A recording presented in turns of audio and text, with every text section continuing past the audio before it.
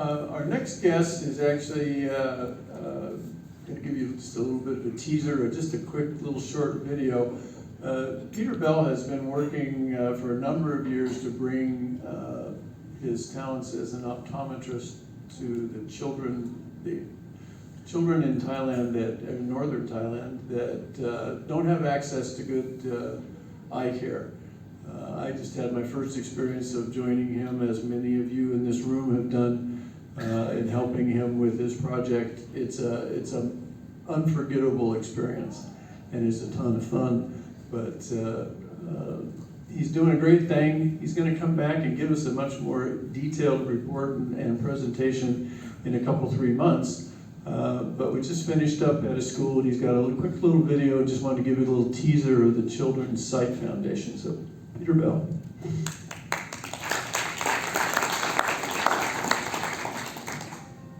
Okay, I'm just going to talk you through this as we go along in the video. This was one school we went to, and we collected children from 2 other nearby schools. So the first school was, we tested every child from grade 3 to grade 9. The other 2 schools, we just let the teachers select what they thought was maybe have a problem visually.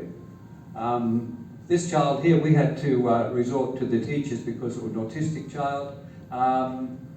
We have great support, not only from you as your organisation that supports this, but Hoya also support us with lenses. Let me get around this way to talk to this.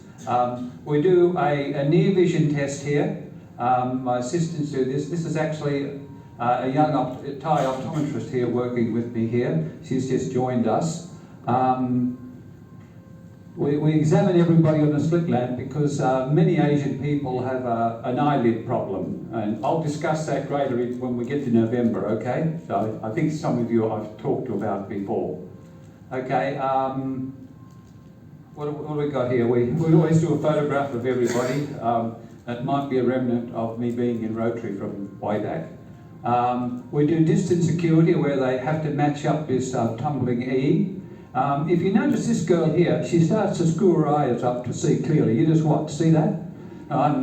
If you're not careful, if you just do a screening process, this girl will actually pass the screening process. In fact, she's probably about -3. And she was, in fact. When new people come into the project, we've got to explain to them how to record our information on the forms. Some of the children are very affectionate with each other. They all get new frames. We have a frame manufacturer in Bangkok who donate free frames for us. You show the young people a camera, and this is what they do.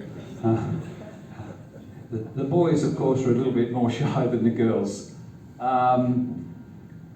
What have we got here? The whole group again, that's fine. The teachers also help us with registration process.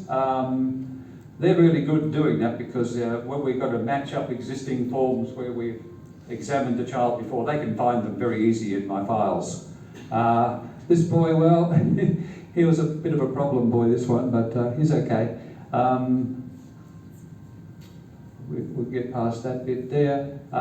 This is a young May optometrist who is helping me do a few things. I throw her in the deep end every now and then. Just as back with Al doing the distance chart again. This was all the children from Wat Nong On that they sent over, the 20 children. The school's only got 60 children in total. Back to registration. Back to some dubious person doing distance security there. and this is doing distance security again. She doesn't really have a problem with this, but I thought she looked rather cute, so I took a video of her. Last week, Hoya is one of our companies that give us all their lenses. They actually sent 5 people from Bangkok to come and see us for the day, so they're really committed to us now. They want to do more work, maybe too much. This was the Van Pung School. The boys came to visit us. Once again, it was about 20 children from a school of about 80 students. This is just nothing wrong with this girl. I just took a photograph of her, that's all. This is a young boy trying to decide which frames he wanted.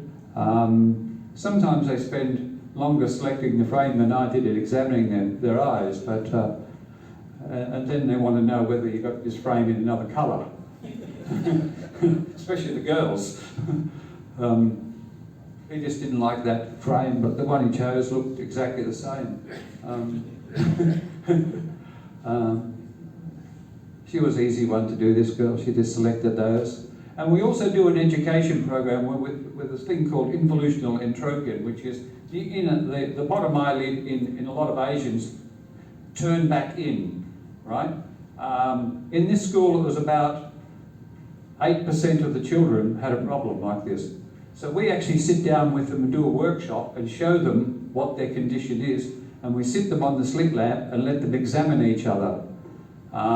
They get rather excited about this, but I feel that's the only way they're going to know and understand what their condition is. I can show them photos, not mean much, but when they see it in real life, in 3D, they understand.